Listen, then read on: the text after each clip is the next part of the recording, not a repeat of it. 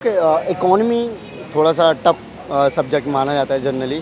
और स्टूडेंट्स कहते हैं कि इकोनॉमी बड़ा भी है सिलेबस, तो उसको कैसा रहा आपका? इकोनॉमी में क्वेश्चन था बेरोजगारी को लेके कि उसके तकनीक पूछी थी कि किस तरह से उसको इन्वायरमेंट से क्या पूछा गया? एनवायरनमेंट से काफ़ी क्वेश्चन आए, मतलब क्लाइमेट चेंज से रिलेट करके काफ़ी चीज़ें आई, ओके। है ना। और और साइंस एंड टेक से? साइंस एंड टेक से एआई को लेके क्वेश्चन था। एआई। एआई से क्वेश्चन था, ड्रोन से क्वेश्चन था। लैंड कंजर्वेशन पे आया था। Okay okay. तो उसका एक जो मतलब डिफरेंट एस्पेक्ट लगा मुझे वो था कि मतलब जैसे दो तीन उन्होंने वेटलैंड के नाम पूछे थे। तो जनरली वो यूजुअली हम प्रीलिम्स के रिस्पेक्ट में पढ़ते हैं, बट यहाँ पे मेंस के रिस्पेक्ट में भी आ गए थे, तो थोड़ा बहुत। ओके, आपका नाम? अनिल ओके अनिल कुमार। ओके, कौन सा टाइम आपका है? अटेम्प्ट मार्क 5वां है, मेंस 3rd है। मीन्स थर्ड है। मीडियम क्या है? हिंदी। हिंदी मीडियम है। और ऑप्शनल क्या रखा है? PSIR। PSIR। तो आपने 3 अटैम्प्ट दिए और आज ये देकर आए हो मेंस का, तो कैसा रहा पेपर आज का? पेपर ठीक था। थर्ड पेपर ऐसे ही आता है हमेशा से, डायरेक्ट नहीं आता है, लेकिन हाँ आसपास उसके आसपास ही आता है। आप जो पढ़ो उसके आसपास ही चीज़ें आती हैं। तो पेपर आपका मतलब सही गया?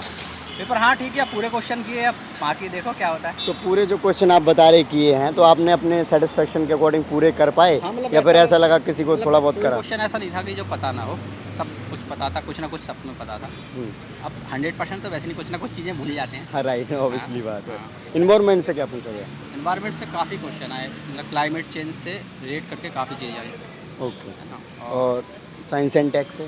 साइंस एंड टेक से एआई को लेके क्वेश्चन था। AI। एआई से क्वेश्चन था, ड्रोन से क्वेश्चन था। अच्छा। हाँ। ड्रोन में अच्छा पर्टिकुलर क्या क्वेश्चन पूछा गया? ड्रोन में इंटरनल सिक्योरिटी को जोड़ के, जो मानो जो तस्करी होती ना, हाँ जो बॉर्डर एरिया में, हाँ हाँ। तो वहाँ ड्रोन से हो रही थी, उसको लेके क्वेश्चन पूछा कि इसके लिए सरकार क्या उपाय कर रही है इस चीज़ को रोकने के लिए। तो आपने पहले से पढ़ रखा था इसके बारे में या फिर डायरेक्ट पूरा नहीं पढ़ता, लेकिन हाँ पता था। करंट में पढ़ा होगा थोड़ा इसको बहुत? एक पॉइंट में पढ़ा था, इंटरनल सिक्योरिटी के एक पॉइंट में पढ़ा था कि तस्करी इस तरह से भी होती है।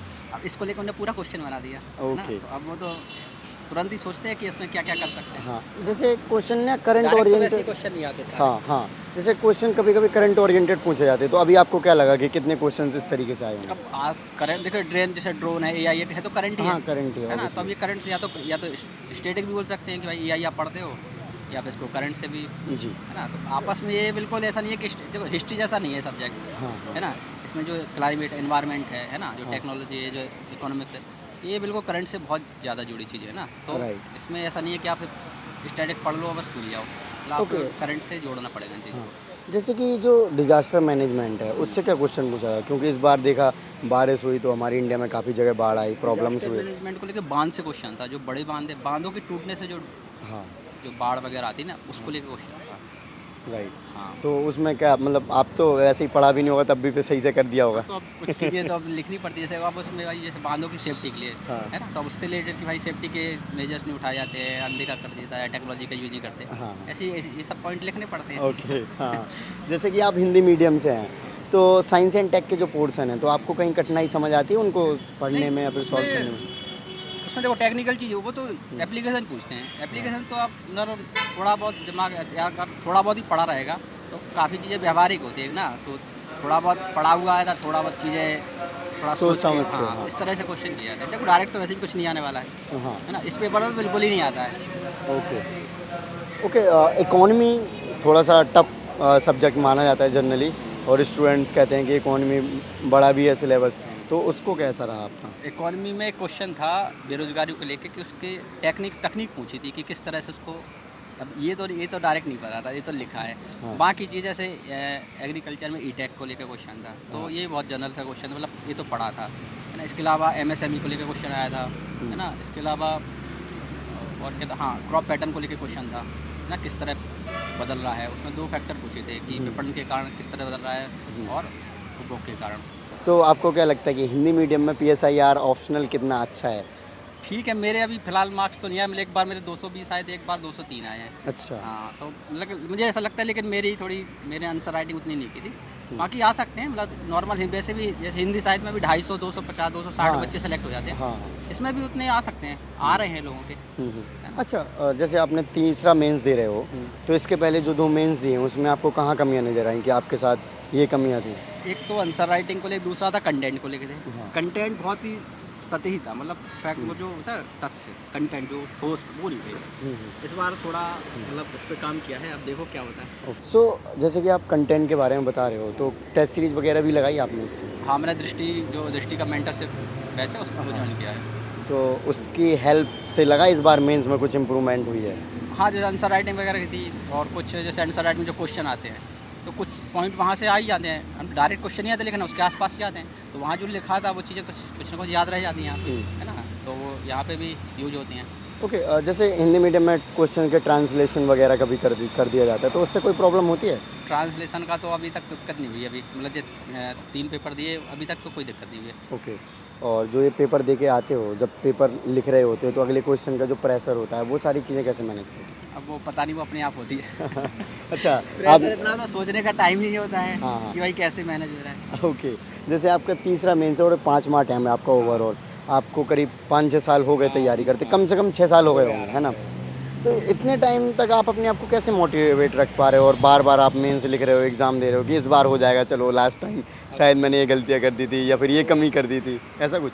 अब ये लगता है कि यार इतना आगे आ गए ना, तो अब थोड़ा और मेहनत कर लो, है ना? हाँ। आज थोड़े मतलब मेंस लिख रहे हैं तो मतलब उसके आसपास ही है, कहीं ना कहीं चूक हो रही है तो उस वजह से रुके हैं, तो ये ओके। लगता है कि एक बार और इस चक्कर तो में। कितने घंटे पढ़ते हो वैसे? अब पढ़ने का मुझे नहीं पता भाई कितने मतलब पढ़ते ही रहते घंटे हो? के हिसाब से नहीं पढ़ते। हाँ, नहीं, ऐसा नहीं है, मैं मतलब नॉर्मली पढ़ता हूँ मुश्किल से, मतलब मैं ऐसे कभी लगातार बैठ के नहीं पढ़ पाता, मैं 3-4 घंटे में, मतलब बहुत गैप में आधा घंटा 1 घंटा 1.5 घंटा इस तरह में पढ़ता हूँ। राइट। एग्जाम टाइम पे बस पढ़ लेते हैं लगातार, तो इस वैसे बार तो फुल कॉन्फिडेंस है कि हो ही जाएगा। देखो क्या होता है। अभी तो काय ऑप्शन में ना, क्या मेरे ऑप्शनल में मार्क्स कम आ रहे हैं हर बार। अच्छा। ऑप्शनल अगर अच्छा जाए ना, बाकी जीएस वगैरह में सही आ रहा हाँ है, जीएस में ठीक है, मतलब एवरेज है। ओवरऑल तो जीएस में भी मतलब ठीक है, मतलब फिर भी कम है। सिलेक्शन अगर अच्छी कुछ अगर रैंक चाहिए तो जीएस में 50-60 नंबर जीएस में बढ़ने चाहिए, 50 नंबर ऑप्शनल में। ऑप्शनल में 100 मार्क्स की गुंजाइश आपको चाहिए कम से हाँ, कम। 100 इस नंबर बार होप करते हैं कि हो ही जाएगा, है ना? शायद। Okay, thank you. ओके, आपका नाम? अभिषेक, ओके, कौन सा टाइम है आपका ये? मेरा 3rd अटेम्प्ट है ये। और लास्ट टाइम दिया था आपने हाँ, मेंस? लास्ट टाइम मेंस दिया था मैंने, वो क्लियर नहीं हो पाया था मेरा। ओके, सो इस अभी जो मेंस देकर आ रहे हैं, कैसा रहा पेपर? ठीक है, थोड़ा सा मॉडरेट लेवल का लगा मुझे, लेंदी भी था थोड़ा सा, थोड़े से मतलब ठीक ठाक क्वेश्चन थे, मतलब जैसे एक्सपेक्ट करे जा सकते हैं GS3 में। और PYQs के डायमेंशन थोड़े से नज़र आए, बाकी अलग से सिलेबस कुछ था नहीं ऐसा जो। ओके, प्रीवियस ईयर के कंपैरिजन में टफ लग रहा है आपको या सिंपल लग रहा है? ऐसा जनरली सेम ही लेवल रहता है, तो कुछ हाँ, कह वो नहीं तो है। सकते, जी, हाँ, थोड़ा बिल्कुल। बहुत 19-20 का फ़र्क पड़ जाता है, बट ठीक है, ओवरऑल ठीक ही था। ओके, तो सारे क्वेश्चन आपने अटेम्प्ट कर दिए अभी? करने ही पड़ते हैं, खैर इसके अलावा कोई ऑप्शन है नहीं, तो लेंदी था बट ठीक है, हो गए ऑलमोस्ट। तो आपको ऐसा लगा कि कहीं कुछ क्वेश्चन को आपने सही से अटेम्प्ट ना कर पाया हो, जैसे आपने सोच रखा था, ऐसा हुआ कभी?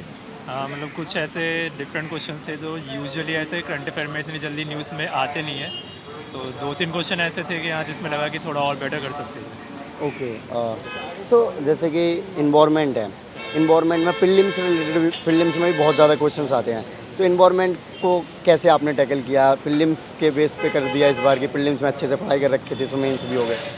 प्रीलिम्स में तो जनरली फोकस PYQs पे ही रहता है, तो जो एनवायरनमेंट की जनरल थीम्स PYQs में आती है ऑब्वियसली वही रिपीट होएगी, ठीक है। तो करंट अफेयर लिंकेज और बाकी स्टैटिक जो भी थोड़ा बहुत सिलेबस होता है उसके बेसिस पे ही प्रीलिम्स और मेंस दोनों ही अटेम्प्ट कर सकते अच्छा, कोई क्वेश्चन याद है आपको जो अभी इन्वायरमेंट का हो? हैं। एनवायरनमेंट का मेंस में ही ना वेटलैंड कंजर्वेशन पे आया था, ओके, ओके। तो उसका एक जो मतलब डिफरेंट एस्पेक्ट लगा मुझे वो था कि मतलब जैसे 2-3 उन्होंने वेटलैंड के नाम पूछे थे, तो जनरली वो यूजुअली हम प्रीलिम्स के रिस्पेक्ट में पढ़ते हैं, बट यहाँ पे मेंस के रिस्पेक्ट में भी आ गए थे, तो थोड़ा बहुत राइट। पीछे हो जाता। ओके, सो कोई क्वेश्चन ऐसा रहा जिसको लेकर आप काफ़ी परेशान रहे हो और आप सही से अटेम्प्ट ना, मतलब आपको समझ नहीं आ रहा हो बट आपने अटेम्प्ट किया है उसको?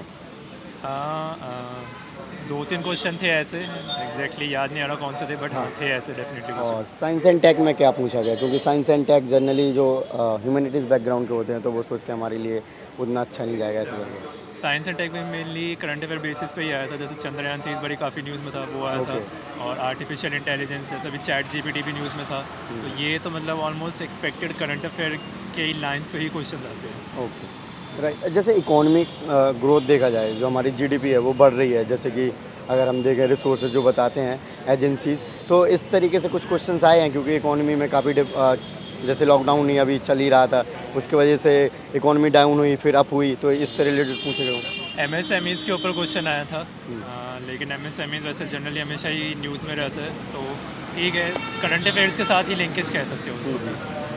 ओके। और डिज़ास्टर और एग्रीकल्चर वगैरह से? Agriculture, disaster management traditional sense में नहीं आया, जैसे जनरली NDMA की गाइडलाइंस पूछते हैं, हाँ, वो नहीं आया। और एग्रीकल्चर में हाँ, क्रॉपिंग पैटर्न से रिलेटेड क्वेश्चन आया था। Cropping pattern. तो आपको सही से आ गया होगा, मे भी आप उसी बैकग्राउंड से हो तो। थोड़ा सा मतलब हाँ, ट्रिकी तो था, हाँ। बट वही है कि जो हमारा एक बेस मटेरियल होता है जिसको हम रिवाइज करते हैं, उसे कोई एग्जैक्टली तो रिप्रोड्यूस नहीं कर सकते, बट हाँ थोड़ा घुमा फिरा के रिप्रोड्यूस करना पड़ता है। राइट। पूरा पेपर जब आप अटैम्प्ट कर रहे थे तो जो होता है ना कि अगले क्वेश्चन को करना है, बैक ऑफ द माइंड ये चीज़ें चलती रहती हैं, तो इसको कैसे मैनेज करते हो वैसे एग्जाम में, थोड़ा बताना चाहोगे? इसके लिए तो सिर्फ यही है, एक प्रैक्टिस जितनी ज़्यादा कर सकते हैं आप एग्ज़ाम कंडीशंस में, उतना ही ज़्यादा बेनिफिशियल रहेगा। राइट। टेस्ट सीरीज वगैरह लगाई थी आपने इनकी, टेस्ट जैसे GS पेपर्स की? हाँ, टेस्ट सीरीज़ तो ऑब्वियसली कंपलसरी है ही। तो उतना हेल्प हुआ जितना सोचा था? जैसे टेस्ट सीरीज कहते हैं ना, बहुत हार्ड बनाते हैं जनरली, है ना, ताकि पेपर उतना हार्ड नहीं आता जनरली देखा जाए ऐसे, बट टेस्ट सीरीज कोई कोई कोचिंग इतनी ज़्यादा अलग बना देता है जो कि स्टूडेंट्स के ऊपर से निकल जाता है, और कई बार उनके मार्क्स कम आते तो वो डिमोरलाइज भी फील करते हैं फिर। ये जनरली मतलब नाम तो नहीं लेंगे, बट हाँ कई ऐसे इंस्टीट्यूट्स के टेस्ट जो बच्चों ने अभी मेन से पहले दिए थे उनके साथ हुआ था। हाँ। तो बेस्ट यही है, अपना जो PYQs आए हैं मेंस में पहले के, उन्हीं को बेस बना के उन्हीं से ही प्रिपरेशन कीजिए। राइट। सो ओवरऑल इस जो पेपर को देखा होगा आपने, तो अब क्या मैसेज देना चाहोगे जो फ्यूचर एस्पिरेंट हैं जो कि तैयारी कर रहे हैं civil service? Previous year questions बस जितने अच्छे से एनालाइज कर सकते हो उसे जितना अच्छे से प्रिपेयर कर सकते हो, और साथ में रिवीजन। अच्छा, लास्ट ईयर एक चीज़ और, लास्ट ईयर जब आपने दिया था तो क्या कमियां रह गई थी और इस बार क्या इम्प्रूव करा, क्या अलग किया मेंस में? इस बार पेन अलग से लेके गए, कुछ अलग चीज़ें करी, पॉइंट्स हेडिंग अलग बनाए, क्या करा? लास्ट ईयर प्रैक्टिस उतनी नहीं थी, हाँ। तो मेन फोकस तो इस बार यही था कि जितने ज़्यादा मॉक टेस्ट दिए जा सके वो दिए जाए, और प्रीवियस ईयर को एनालाइज अच्छे से करा जाए। बस यही मेन चीज़ है बस। ओके। पेन तो चलते ही रहते हैं। Okay okay okay, thank you, all the best.